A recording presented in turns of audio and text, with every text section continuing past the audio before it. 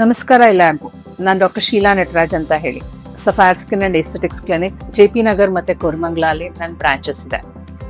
ನಾನಿವತ್ತು ಒಂದು ವಿಷಯ ಹೇಳಬೇಕು ಅಂತ ಇದ್ದೀನಿ. ಯಾವ ವಿಷಯದ ಬಗ್ಗೆ ಅಂದರೆ, ಸ್ಕಿನ್ನಲ್ಲಿ ಬೇಸಿಕ್ ಆಗಿ ಕಾಸ್ಮೆಟಿಕ್ ಪ್ರಾಬ್ಲಮ್ ಇರೋದು ಪಾಪ ಹೆಂಗಸರಿಗೆ ಮೆಲಾಸ್ಮಾ ಅಂತ ಹೇಳಿದ್ರೆ ಕಪ್ಪು ಕಲೆಗಳು. ಆ ಕಪ್ಪು ಕಲೆಗಳು ನಮ್ಮ ಮುಖದಲ್ಲಿ ಸ್ಮಾಲ್ ಆಗಿ ಚೀಕ್ಸ್ ಅಲ್ಲಿ ಪ್ರೆಸೆಂಟ್ ಆಗುತ್ತೆ, ಮತ್ತೆ ನೋಸ್ ಏರಿಯಾ ಮತ್ತೆ ಫೋರೆಡ್ ಏರಿಯಾ. ಸೊ ಮಂಗು ಅಂತ ಹೇಳ್ತೀವಿ. ಸೊ ನಿಮ್ಗೆಲ್ಲರಿಗೂ ಗೊತ್ತಿರ್ಬೋದು ಏನಕ್ಕೆ ಇದು ಮೆಲಾಸ್ಮಾ ಬರುತ್ತೆ, ಯಾವ ಏಜ್ ಗ್ರೂಪ್ ಇಂದ ಬರುತ್ತೆ. So around the age of 25 years ಇಂದ till the age of 50 to 55 years, over the above 60 years ವರೆಗೂ ನಾನು ಫೀಮೇಲ್ಸು ಮತ್ತೆ ಮೇಲ್ಸ್ ಅಲ್ಲಿ ನೋಡ್ತೀನಿ. ಜಾಸ್ತಿ ನಾನು ನೋಡೋದು ಫೀಮೇಲ್ಸ್ ಅಲ್ಲಿ. ಏನಕ್ಕೆ ಅಂತ ಹೇಳಿದ್ರೆ, ಇದು ಜೆನೆಟಿಕ್ ಅಂತ ಹೇಳಿದ್ರೆ ನಿಮ್ಮ ಫ್ಯಾಮಿಲಿ ಹಿಸ್ಟ್ರಿ, ಯಾರಾದ್ರೂ ಫ್ಯಾಮಿಲಿ ಹಿಸ್ಟ್ರಿ ಅಂಥವ್ರಿಗೆಲ್ಲರಿಗೂ ಇದ್ರೆ ತಂದೆ ತಾಯಿಗೆ ಅದು ನಮ್ಮ ಜೀನ್ಸ್ ಮೂಲಕವಾಗಿ ನಮ್ಮ ಫೇಸ್ ಮೇಲೆ ಪ್ರೆಸೆಂಟ್ ಆಗಕ್. ಜೆನೆಟಿಕ್ಸ್ ಬಗ್ಗೆ ಹೇಳಾಯ್ತು. ಇವಾಗ ಸನ್ಲೈಟ್, UV ಎಕ್ಸ್ಪೋಜರ್ ಅಂತ ಹೇಳಿದ್ರೆ ಲೈಕ್ ಆಕ್ಚುಲಿ UV ರೇಸ್ ಇಂದ ಕೂಡ ನಮ್ಗೆ ಇವಾಗ like we C in the teachers ಮತ್ತೆ ಪಾಪ ಆಚೆ ಕಡೆ ಕೆಲಸ ಮಾಡೋರು ಮತ್ತೆ PT ಟೀಚರ್ಸ್ ಇಂಥವ್ರಿಗೆ ಕೂಡ ಪಿಗ್ಮೆಂಟೇಶನ್ ತುಂಬಾ ಕಾಣ್ತೀವಿ. ಬಿಕಾಸ್ ಪಾಪ ಅವ್ರಿಗೆ ಸನ್ಸ್ಕ್ರೀನ್ಸ್ ಯೂಸ್ ಮಾಡ್ತಾ ಇರೋದೇ. So the next thing will come like hormones ಅಲ್ಲಿ ಲೈಕ್ ಇವಾಗ ಥೈರಾಯ್ಡ್ ಕೂಡ ಒಂದು ಹಾರ್ಮೋನ್ ಆಕ್ಚುಲಿ ಟೆಸ್ಟ್ ಮಾಡಿಸ್ಕೊಳ್ಳಲ್ಲ ಎಷ್ಟೋ ಜನ. So that is also one cause of pigmentation ಬರೋ ಕಾರಣ. ಆಮೇಲೆ the 4th to 5th cause is like hormones. ಇನ್ನೊಂದು ಹಾರ್ಮೋನ್ಸ್ ಅಂತ ಹೇಳಿದ್ರೆ ಮಿನೋಪಾಸ್ ಅಲ್ಲಿ ಈಸ್ಟ್ರೋಜನ್ಸ್ ಕೂಡ ಡಿಕ್ಲೈನ್ ಆಗ್ತಾ ಹೋಗುತ್ತೆ. ಕಡಿಮೆ ಆಗ್ತಾ ಇದ್ದಂಗೆ ಕೂಡ ನಮ್ಗೆ ಪಿಗ್ಮೆಂಟೇಷನ್ ಮತ್ತೆ ಸ್ಕಿನ್ ಡ್ರೈನೆಸ್, ಡಲ್ನೆಸ್ ವುಮೆನ್ಸ್ಗೆ ಸ್ಟಾರ್ಟ್ ಆಗುತ್ತೆ. So and then the last one is like ಇವಾಗ ಪ್ರೆಗ್ನೆಂಟ್ ವುಮೆನ್, ಗರ್ಭಿಣಿ ಸ್ತ್ರೀಯಲ್ಲಿ ಕೂಡ ಪಿಗ್ಮೆಂಟೇಷನ್ ಏನಕ್ಕೆ ಬರುತ್ತೆ ಅಂತ ಹೇಳಿದ್ರೆ ಹಾರ್ಮೋನ್ಸ್ ಲೈಕ್ ಕಡಿಮೆ ಆಗ್ತಾ ಹೋಗುತ್ತೆ. ಆ ಟೈಮಲ್ಲಿ ಲೈಕ್ ವೇರಿಯೇಷನ್ಸ್ ಆಗುತ್ತೆ. ಮತ್ತೆ ಸ್ತನಪಾನ ಮಾಡೋ ಅಮ್ಮಂದ್ರು ಅವ್ರಿಗೆ ಕೂಡ ಪಿಗ್ಮೆಂಟೇಷನ್ ಸ್ಟಾರ್ಟ್ ಆಗುತ್ತೆ. ಸೊ ಇದು ವೇರಿಯಸ್ ಫ್ಯಾಕ್ಟರ್ ಅಂದ್ರೆ ಹಲವಾರು ಕಾರಣಗಳು.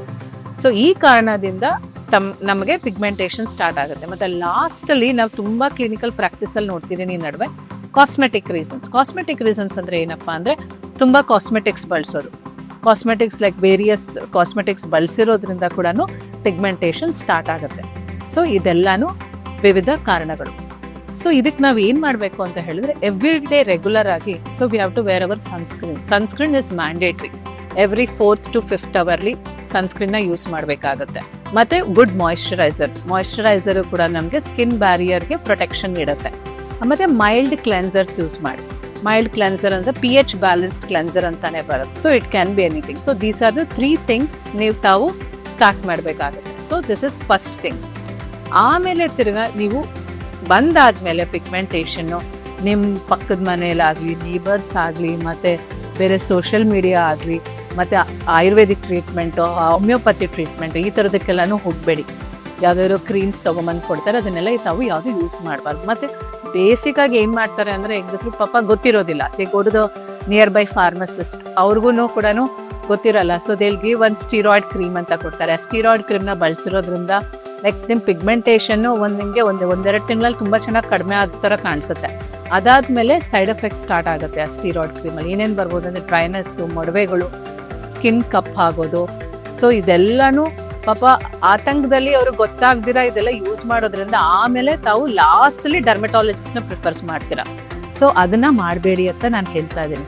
ಯಾವುದೇ ಒಂದು ಪಿಗ್ಮೆಂಟೇಷನ್, ಏನೇ ಕಲೆಗಳು ಬಂದ್ರೆ ಇಮಿಡಿಯೇಟ್ ಹತ್ತಿರ ಇರೋ ಚರ್ಮ ತಜ್ಞರನ್ನ ಕಾಣ್ಬೇಕಾಗತ್ತೆ. ಸೊ ಇದನ್ನ ನೀವು ಮಾಡಿದ್ರೆ ನಿಮ್ ಪಿಗ್ಮೆಂಟೇಷನ್ ಕೂಡ ಈ ಮೆಲಾಸ್ಮಾ ಅನ್ನೋದು 80 to 90% 100% ಹೋಗ್ಬಿಡೋದಿಲ್ಲ. ಇದು ನಾನು ಹಲವಾರು ಕಾರಣಗಳಿಂದ ಕಡಿಮೆ ಅಂತೂ ಆಗತ್ತೆ ಹೊರತು like it doesn't go completely. So ಇದೆಲ್ಲಾನು ಚರ್ಮ ತಜ್ಞರು ನೀವು ಹೋದಾಗ ಒಂದು ಸ್ಕಿನ್ ಲೈಟ್ನಿಂಗ್ ಕ್ರೀಮ್ಸ್ ಅಂತ ಕೊಡ್ತಾರೆ. ಅದನ್ನ ದಿನ ಹಚ್ಚಕ್ಕೆ ಸ್ಟಾರ್ಟ್ ಮಾಡಿ. ಅದರಲ್ಲೂ ಕೂಡ ನಿಮಗೆ ಕಡಿಮೆ ಆಗೋದಕ್ಕೆ ಸ್ಟಾರ್ಟ್ ಆಗುತ್ತೆ. ನಿಮ್ಗೆ ಇನ್ನೂ ಟ್ರೀಟ್ಮೆಂಟ್ಸ್ ಬೇಕು ಅಂತ ಹೇಳಿದ್ರೆ ಅವರೇ ನಿಮಗೆ ಸಲಹೆ ಕೊಡ್ತಾರೆ. ಸೊ ಬ್ಯೂಟಿಫುಲ್ ಆಗಿ ಇವಾಗ Q-ಸ್ವಿಚ್ ಲೇಸರ್ಸ್ ಅಂತ ಇದೆ, ಪಿಗ್ಮೆಂಟ್ರಿ ಲೇಸರ್ಸ್, ಅದರಲ್ಲಿ ನಿಮಗೆ ಕಡಿಮೆ ಆಗ್ತಾ ಬರುತ್ತೆ. ಮತ್ತೆ ಪೀಲ್ಸ್ ಅಂತ ಮಾಡ್ತೀವಿ, like glycolic retinol Peel's, TCA Peel's ಅಂತ, ಇದೆಲ್ಲ ಫ್ರೂಟ್ ಡಿರೈವೇಟಿವ್ ಎಕ್ಸ್ಟ್ರಾಕ್ಟ್ಸ್. ಇದರಲ್ಲೂ ಕೂಡ ತಾವು ಪಿಗ್ಮೆಂಟೇಷನ್ ಕಡಿಮೆ ಆಗೋದನ್ನ ಕಾಣ್ಬೋದು. So one more way very cost effective treatment or cost expensive treatment ಅಂದ್ರೆ ಕಾಸ್ಮೆಲಾನ್ ಟ್ರೀಟ್ಮೆಂಟ್ ಅಂತ ಬರುತ್ತೆ. ಅದರಲ್ಲೂ ಕೂಡ ತಮಗೆ ಪಿಗ್ಮೆಂಟೇಷನ್ ಕಡಿಮೆ ಆಗುತ್ತೆ. ಸೊ ಇದೆಲ್ಲಾನು ನಾನು ಏನಕ್ಕೆ ಹೇಳ್ತಾ ಇರೋದು ಅಂತ ಹೇಳಿದ್ರೆ, ಮೆಲಾಸ್ಮಾನ ತುಂಬಾ ಪಾಪ ದೇ ಗೆಟ್ ಲೈಕ್ಸ್ ಒಂಥರ ಸೋಷಿಯಲಿ ಸ್ಟಿಗ್ಮಾ ತರ ತಗೊಂಡ್ಬಿಟ್ಟಿದ್ದಾರೆ. ಪಾಪ ಮೇಡಮ್ ನಂಗೆ ಕಾನ್ಫಿಡೆನ್ಸ್ ಕಡಿಮೆ ಆಗೋಗ್ತಾ ಇದೆ, ಇದು ಹೋಗ್ತಾ ಇದೆ, ಪ್ಲೀಸ್ ಆ ಥರ ಏನೂ ಮಾಡ್ಕೋಬೇಡಿ. ಇದಕ್ಕೆಲ್ಲ ಟ್ರೀಟ್ಮೆಂಟ್ಸ್ ವ್ಯವಸ್ಥೆ ಇದೆ. ಸೊ ನಿಮ್ಗೆ ಏನೇ ಬೇಕಾದರೂ ನಾವು ಹೆಲ್ಪ್ ಮಾಡ್ತೀವಿ. Thank you.